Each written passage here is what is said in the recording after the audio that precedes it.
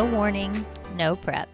1 minute you're living life on autopilot, and the next you're asking yourself who you are without the title, the paycheck, and the routine.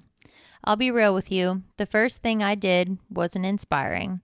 I crashed. I cried. I doom scrolled. I ate junk, and I replayed every single mistake in my head like a highlight reel of failure, as if I could have predicted this or anticipated this. And here's the truth. Crashing out doesn't make you weak. It makes you human. Sometimes you've got to hit the ground before you figure out how to get back up. And that is where I am right now. Welcome back to Mindset, Health, and Empowerment, the Unfiltered Trainer podcast. I'm your host, Gina Marie Fit, and around here, we keep it real, raw, and authentic. This isn't about sugarcoating the hard stuff. It's about telling the truth so we can grow through it together. Today, we're diving into something that's hitting so many people right now, something that I never anticipated would be my reality. That is sudden job loss. This feels like an identity crisis, and trying to figure out how the hell to rebuild when life knocks you flat is getting old. So let's get into it. Y'all, this is not my first rodeo with this, and it's almost scary to the timing that this is happening again to me. When I moved to Florida, now almost 5 years ago, I moved to Tampa to work for a healthcare company who was honestly amazing at the time. I had the best pay I've ever had in my life. I was supported. I had work-life balance. I worked for an amazing person. Well, that ended. The company sold and everything went to hell. And at the time, I was also an instructor at another facility, which also went to hell. And to have both of your jobs completely crashing at the same time was when I developed literal panic attacks, which I talk about in a previous episode. So when I say I am no stranger to sudden job loss, to not knowing how you're going to pay your bills, how the hell are you going to get treatment because you don't have health care, and what are you going to do in a city that gets more expensive by the minute? I've been there. I've been through it, and we're going through it again because I found out that our gym is closing. Our owner has resigned and they are selling it. And I had no idea. When I say that I am still in shock because we just told everybody yesterday, as I am filming this podcast on a Thursday, I literally cried every single time because this place, when I took over, I've been here since day one of running it. When I took over, I was only willing to do it if it could be different. I wanted it to be a place where people felt welcomed as they are. They didn't have to dress a certain way, look a certain way. They could just come and be where they're at, be supported, and have an experience that felt different. I wanted to be better. I wanted to be different. And those are two things that in my heart of hearts, when I somehow come out of this gray space that I'm in and stop being so damn hard on myself because I am somehow blaming myself because that is just who I am, I know that our programming is superior. And that's the hard part of all of this is because I had no notice, I don't have a plan. And so as people were asking me yesterday, like, where are you going? We're following you. Like, where's the next place? I don't have an answer because I don't know where the next place is. I know now, including us, of 5 gyms in Tampa that have closed within like roughly the last 60 days. There is nowhere within our immediate downtown area, so like regionally wise as I'm speaking about this, that's walkable or easily drivable to recommend people to. There's just not. There's a lot of group fitness studios that do a great job at what they do, but they're not proper progressive strength training. They're just not. There are very few gyms in Tampa that have rigs, like the actual rig where you can squat, where you can bench press. Like I can think of only a handful. And none of them, minus the one that literally closed last week, which was drivable to where we are, like quick drivable, because Tampa traffic is honestly awful. They closed last week. So when people are asking me like what's left, you've got Pilates studios like no other. There's like 4 or 5 within a mile of where we're located. And Pilates is great, but that's not strength training. There's a lot of amazing things you can do in Pilates, which is why I try to go once a week because it's great to supplement your strength training with it. But the kind of strength training our gym specializes in and what people are looking for, you're not going to find in a Pilates studio. So it's hard because there's only a couple gyms I drop in at that are quality coming from a trainer, respectfully. Like, it just is what it is. None of them are close or easily accessible for me to be like, oh, you should go here and still be able to take the same class time, have the same experience, have the same commute. There really just isn't anything. And so it's taken me a few days to pivot and get to a place that I want to figure this out. But I feel like with how many of my friends have been laid off within the last year and how trash the economy is and just keeps getting worse, I sadly think this is a reality a lot of people are going to face, which is really scary, and which is why today I'm going to be super honest and share with you my process, because this is not my first rodeo. And if there's anything I specialize in, it's rising from shitty ass situations that I get put in and experience. I have been through actual hell in my life and been through literally like questioning where I was going to have to sleep. So now to be in the position I am in where, again, I have no idea what I'm doing, where I'm going, like zero clue in this immediate moment of filming this podcast. I do know I am stable enough now that my bills are paid. The roof is going to be over my head. I have a place to sleep. Like, I feel so blessed to come home to the environment I do. Now I just got to figure out how to support my team, how to support my members, and how we can, because I am who I am, keep our head held high, continue to have one of the best months that we've ever had, because nothing's changing for us. The standard, the expectations, we're rising and then some. And then how the hell do you have a celebration that resonates and really aligns with just how important this space was to you? And so that is where I am at.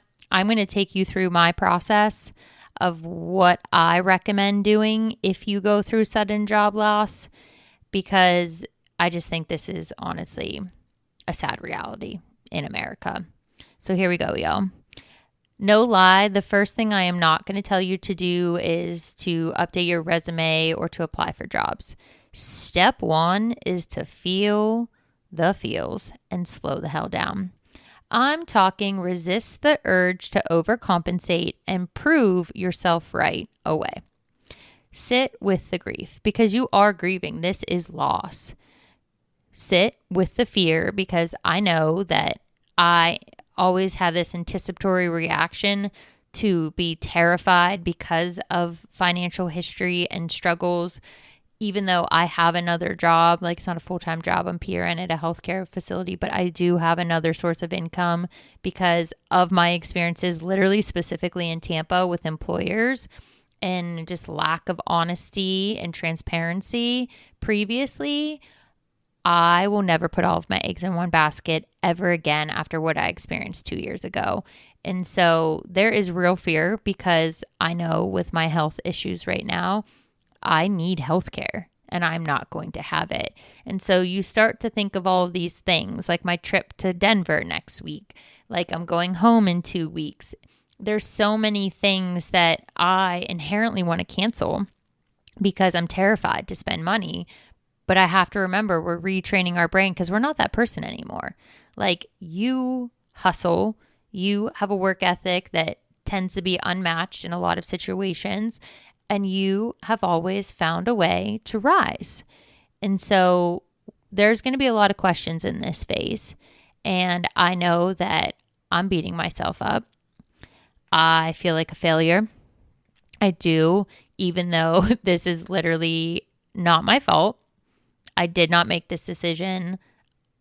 I couldn't have made this decision. And this is in no way, shape, or form a mirror to our efforts, my leadership. Even our boss said that in our first call. He said, I know that you're the type that's going to blame yourself and all of the what ifs are going to happen.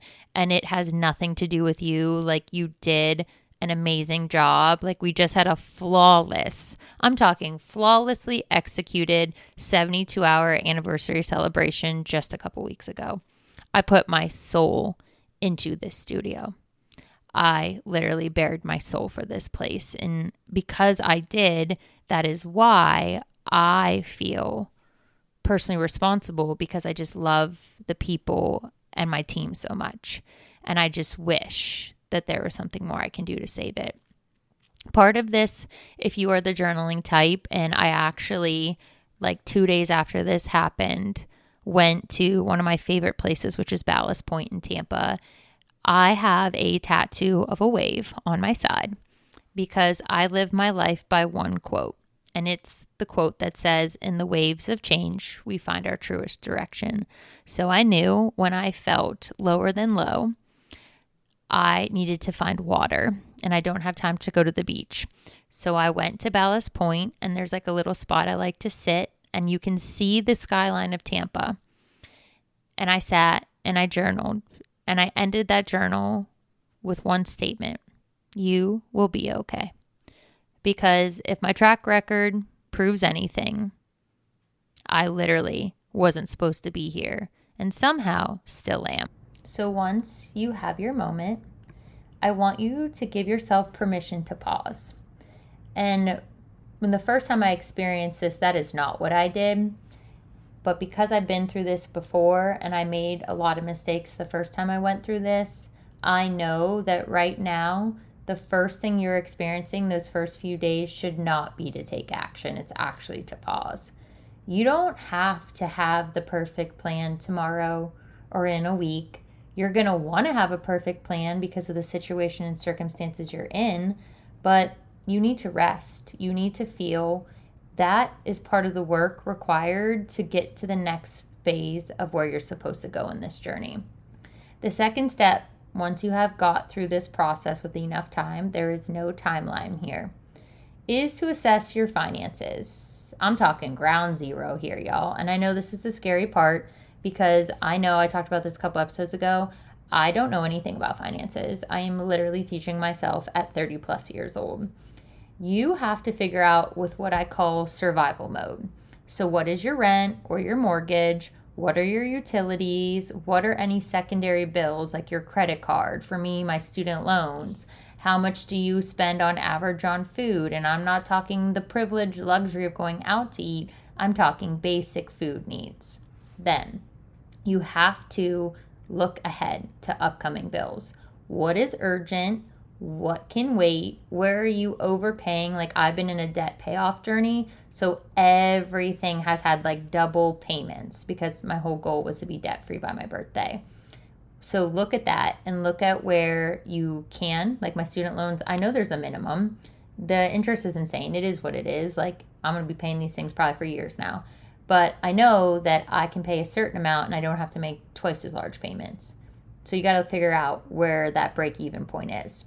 Then you have to look at your non-essentials. And I know that this is going to trigger people because I had a conversation with somebody who was complaining that they were broke, and they were getting their hair done, they were getting their nails done, they got their lashes done, they were getting spray tans. And I literally looked at them and I was like, I don't think you know what it means to be broke. You're privileged. What you are is privileged, and you have your priorities backwards. So what are your non-essentials? So things like subscriptions, extras that you don't need to pay for, and figure out where you can subtract money from.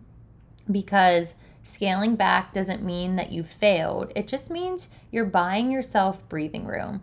And right now you have to figure out, what is that number where you're not going to lose the house, the car, wherever you're at.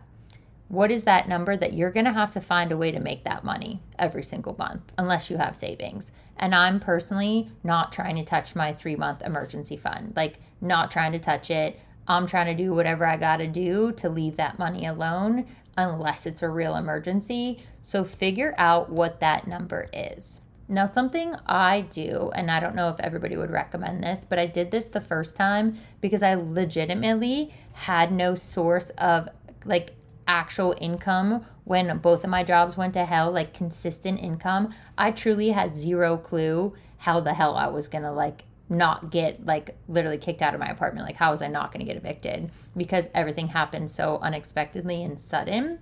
So I did a personal inventory the last time this happened, and I did it again last weekend.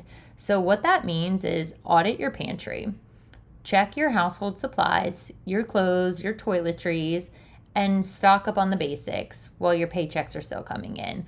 I'm talking like have 2 to 3 months supply if you possibly can. That's what I literally just ordered on Amazon everything last week. So that for the next few months, as you're trying to figure your life out, you don't have to stress because like literally I spent $245. Soap, toilet paper, paper towels, cleaning supplies, like tampons, razors, all the things are so expensive anymore. And so if you don't have to make frequent trips to the store, I learned the last time I went through this, you spend more money when you're physically in a store versus when you're just ordering what you need. And so I did this weekend. I had everything delivered when I came back from my trip to St. Augustine, visiting family friends, so that I had enough supplies for at least the next 3 months, if not more. This also lowers your monthly stress because you're not having to worry about figuring things out or getting things or where money's going to come from. I'm going to be honest, this isn't sexy, but it's peace of mind. And peace of mind is priceless right now when you're trying to rebuild your life. Now, step 4. And this is tough because right now we have an identity crisis. We are literally in fear of what is happening, and the economy is absolute trash. So this is where we shift from practical to the deep stuff. Job loss is an identity earthquake. You're not just losing a paycheck, my friends. You are losing structure, routine, validation, and community. I know on my worst days, like I'm going to walk in there and I am supported by the best people. And even though we're all going to stay in contact, I'm not going to see these people. I, having a TBI, thrive off of routine, which is why I love being as busy as I am because it brings sanity for me. It also brings validation because you're serving a purpose by serving others, and now we're losing all of that. There will be moments where the fear is going to whisper to you, and you're going to start kind of flipping the script on yourself. I've already been there, done that, cried tears over this. You're going to feel behind. You're going to feel like you're not enough again. Everyone else is probably going to feel like they're moving forward without you because you're still going to be in the introspective moment because you care so much. And I did this when I was driving. So I had 3 hours to St. Augustine, 3 hours back this weekend. And there was a lot of tears because I have worked so hard for these last 2 years. Like my voice is cracking talking about this, that I really thought that my life was going to be different. I really thought that there would be a level of financial stability by the end of all of this once everything was in the place that it should be. And it made me truly feel like, what did I do wrong? Is this somehow karma? Like I had like a really negative thought process about some situations that have happened in my past. Like, why do I deserve this? Like, what did I do? What am I supposed to be learning? Like, why are my efforts not enough? Am I not a good enough leader? And then the only thing that got me out of that dark tunnel is sadly yesterday when the announcement went out and I had to tell all of the classes. And when the email went out, I was teaching a freaking class. So my phone is just blowing up. I'm inundated with messages, which I appreciate so much. But it was person after person saying, I know you're going to take this personal. I know you're going to blame yourself. We know you literally gave your soul to this place. And they were all saying, you were a fantastic leader. This place would not be the way it was without you. You would not have as many members if it wasn't for you and the way you lead this studio. And I'm not in a place of acceptance, but I appreciate those messages. I haven't been able to say those things to myself, and I hope I can get there. But one of the things about being a perfectionist and overachiever and being somebody that is just so hard on themselves, your first thing is just going to blame yourself. You're not going to blame anyone else. You're really going to blame yourself. And so in such a shitty economy, the layoffs have been insane. I can't believe how many of my friends are laid off, have been laid off, and still don't have jobs. The cost of living is the highest ever, no matter what city I've lived in. Like, it's just out of control. There is so much competition when you are applying to jobs. I remember that the last time I went through this, I think I applied to like 300 jobs, and I literally got the franchise job because I saw an ad on Instagram and applied, had the interview literally less than 24 hours later, and I was offered a job. Like, through an Instagram ad, no matter how much I use LinkedIn and Indeed. But the reality is that the overwhelm feels unbearable. And that's the place I'm in right now. This is like a WTF moment happening, because I really want you to hear me when I say this, because I'm literally experiencing this as I'm filming this podcast. This feeling of being lost doesn't mean you're a failure. It does mean you're in transition, though. And when you're in transition, that means that the universe, God, whatever you believe in, you're transitioning because you are being prepared for something greater. And I know that because I felt kind of funny as this is all occurring. Like, I don't know how I ever would have resigned. I honestly thought I would have resigned because I would get too old and too tired to keep waking up at 3:30 a.m. Like, that's how I thought this was all going to end. And so now we're in this transition because I know it's time that there is something out there for me. So now that we get through the feels, some of this may take you some days or weeks, but once you get to that point of accepting that you are in a transition phase, it is time to figure it the fuck out. Like, once you've rested and you figured out the number and you figured out, okay, how many months can we survive if you don't have a job at all? Or for me, like, I have a part-time job, so like, how many hours do I need to work to meet my bills? And you get that little, not stability, but your footing. Like, you get a little foundation under your feet. This is where we're going to get to work, y'all. Like, it's game on. First step, revamp that resume. And if you're somebody like me that was super against AI because you're worried you're not going to be able to think for yourself, utilize it, because I know with my TBI, I'm not good with like synonyms and stuff anymore. Like, my vocabulary as I stutter has been really affected since my brain injury. So it is good when I'm trying to think of a better way to say something after I've written a statement. It's super helpful. It's time to update your LinkedIn. It is. You are now accepting jobs. You are inquiring about jobs. We are looking for jobs. There is no shame in the game. Don't hide it. It's game time. We are open and ready to receive. And then you need to reframe your story. I want you to ask yourself, do I really want to go back to the same kind of work? Or is this a pivot point? And this is something that when I was driving back from St. Augustine, I actually asked myself. I am so invested in people in my studios. And because of that, I take it very personal. And when I was talking with my family friends, I have known them since I was younger. We have grown up together, literally. When they asked me, what do you want to do or what's next? I actually was able to say out loud that I don't think I can go through this again. I really don't. I just don't think I am a strong enough person to spend years building a studio, creating a community, and have it being taken away from me a third time.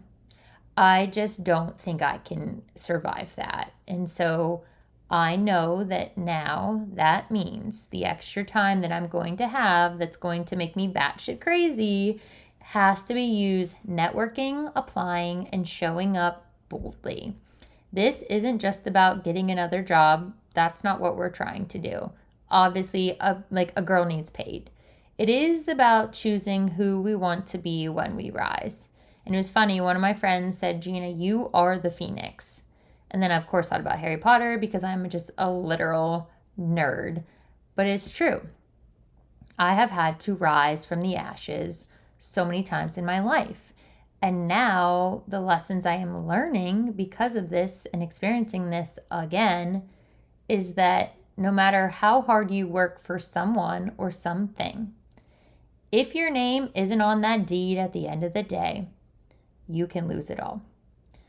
So it reaffirms to me, and with my brain power, my leadership skills, my work ethic, and just how creative I am, I don't think I was ever meant to fit in a box. I think that my mini entrepreneur life that I do on the side through my book and my podcast and my events, I think that's inherently who I'm supposed to become, or somehow balance it on a more consistent basis. And so for me, if I can't find a way between my part-time jobs and like little things, not to rush into a job that I'm going to regret, I really want to figure out who do I want to be and where do I want to go?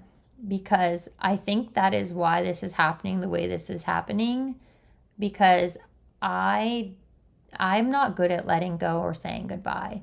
And so I will literally make myself sick from stress, then do what I need to do and quit. So now that I know that about myself, I know where my brain can go right now. And that's why the 6th step is to build your support system. The first thing I wanted to do was isolate myself because I felt embarrassed. But silence breeds shame, and we shouldn't be ashamed. Reach out to your family, reach out to your friends, mentors, past colleagues, join communities, whether they're in person or online, because pride will tell you to do it alone. Healing happens in connection. So don't miss out because you're worried about what other people are going to think. Here's like a little rant before we go to step 7. It's taken me 30 plus years to get to this point. People are going to talk about you. They're going to talk about you. People are always going to have something to say about you. People will have narratives that are false because that is their subjective opinion about their experience with you. People are always going to have something to say. What I have noticed, though, is the people that do talk shit, they're not even coming close to the work that you're doing. I've never met a hater making more money than me and doing better than me. They might make money, but they're most of the time not good people. They're not doing anything for their community. They're not people you would trade spaces with. So why do you care what they think? If you're not willing to trade places with that person, why the hell do we care what they have to say? Let them watch your stories. Let them talk to their friends. Let them gossip about you. Because if you're not willing to trade places with them, don't let it take up space in your head. Okay? Moving on. Step 7. It is time to upskill and build out. Use this downtime to strengthen your toolkit.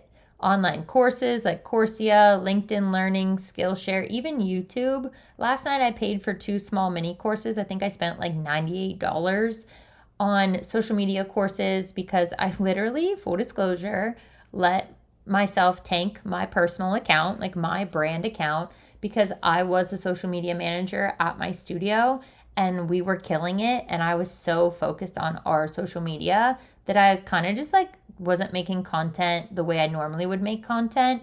And so I want to kind of elevate my understanding of social media management. And then I bought a course about public speaking and just like trying to be somebody that can tell their story and be a source of inspiration and empowerment for others, and just how to convey your message in a way that actually will be impactful. And so those are skill areas that I want to improve on for this future idea of where I'd like my life to go at some point. Also, things that you can do depending on your skill set is certifications. You can volunteer, which is something I'm working on, figuring out some things I can volunteer on. Freelance gigs to keep your skills active. I applied today for some like contract online work that I could do on my own because I'm really terrified because of my history that if I go back to my previous mindset, that I'm going to get myself into a situation that I'm, again, being an employee and I'm not in control of my life. And I feel like I finally have proven myself enough that now is the time to elevate and evolve. Please remember that every hour you invest in yourself right now is compounding interest for your future, and it really will help to elevate where you're going next. Now, step 8 is really important. This is the mental health, movement, and daily structure. This season isn't just financial, even though that is always our number one priority and fear when you lose your job. It's mental and emotional. So you got to protect your body and mind at all costs. Find a way to move your body, whether you take a walk, you work out at your apartment gym, you do yoga. I was joking with my members, like joking, but it's actually going to happen.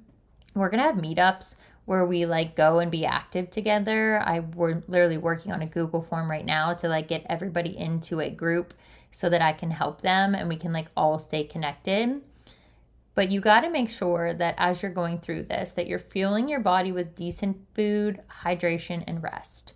Now, you might think I'm a hypocrite if you are subscribed to my YouTube channel, Gina Marie Fit, because I did make a video this week breaking down these steps, but in video showing you everything I utilize. When I crashed out, I definitely ordered my crash out candy, which is like these Amish candy licorice sticks from Amazon, like they sell it through Amazon. Best believe when I am like crashing, raging out, whatever in my stupid mind I do this for, I'll never understand because of my GI issues. I know better, but I'm going to eat really badly. I am. I do it and I know I'm going to feel worse. Now, once you get through that crazy negative headspace, like when you get through where you're truly uncertain of like what the hell is going to happen tomorrow and you actually come back to reality, that is when we start fueling for nutrient-dense foods so that you have energy, so that you can get through your workouts, so that you can get through the amount of emotions and roller coasters you're experiencing, and then also rest. This week, I have tried, it's Thursday right now, to establish a plan and figure things out, and I literally am massively failing because I am so exhausted. Since I got the news, I have not slept well. And then when I came back from St. Augustine, I knew I had to make this announcement, so I was terrified. And I didn't sleep well the 3 nights before. So now I'm even more tired than I already have been tired. And so every time I try to do something, I find myself laying on the couch because I'm just exhausted.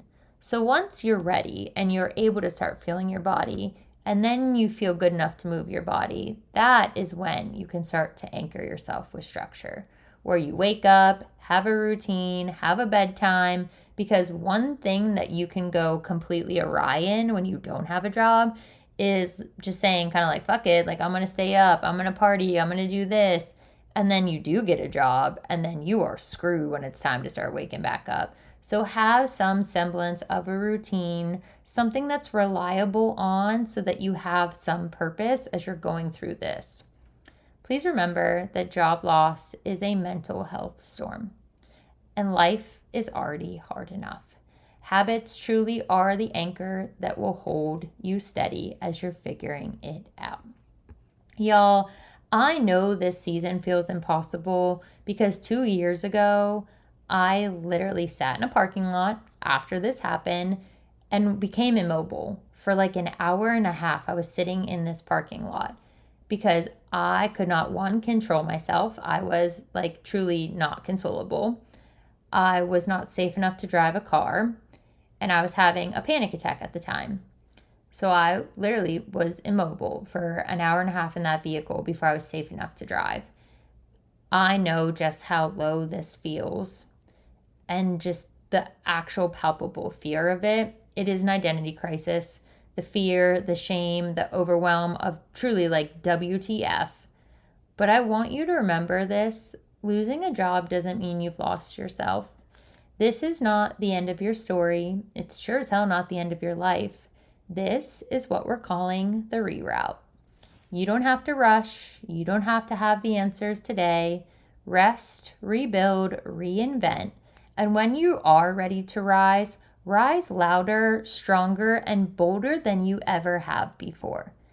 please, if this spoke to you and you do want to support me in my job loss, one area of focus for me is going to be this podcast, so subscribe so you don't miss future unfiltered conversations and support your girl. Follow me on my social media platform, Gina Marie Fit. I want to engage. I want to get to know my listeners better. It's going to help me more than you know. If you are seeing my content, please like, comment, share, do all the things, because I did have a really thriving social media before I took over at the studio, and now I don't. So it's time to start producing valuable content again. So please support your girl on my podcast, on social media. If you really want to support me, you can buy my book, The Badass Blueprint, on Amazon. Like, no shame plug right now, but that is mine. And it's literally, besides this podcast, like two of the only things I've created that I own outside of my coaching business online. You can buy my book on Amazon. Your girl will get a little commission on that. We appreciate those little small commission checks. Every dollar counts, and clearly every dollar counts more right now than you ever could imagine. Now, if you are somewhere listening to this podcast, hello, and you're Apple or Spotify, you can leave a 5-star review. A lot of people don't know that. And actually, this is huge for podcasters because it helps your ratings. And it's not just for me, which I appreciate, but other people get to see this podcast more when you go up in ratings. So these messages can reach more people that need them by you leaving reviews. So please, support your girl. Like, comment, share, subscribe. And lastly, the most important statement. You're not alone in this. Clearly, your overachieving friend Gina Marie has lost her job again. We are figuring it out together, though. And I promise you, my heart of hearts, I know we will rise again. I know you're going to rise again. Don't be so fixated that your identity is tied up into a job that literally could fire you, close, or implode literally with no notice. We have to have purpose. We have to have our own thing. We have to have multiple streams of income to survive in the world we are living in. And now we have an opportunity to pivot, to define the future chapter of where we are going, and really hold our head held high and show what we're made of and how we handle this situation. So, as always, I hope it helped, and I will see you in the next episode.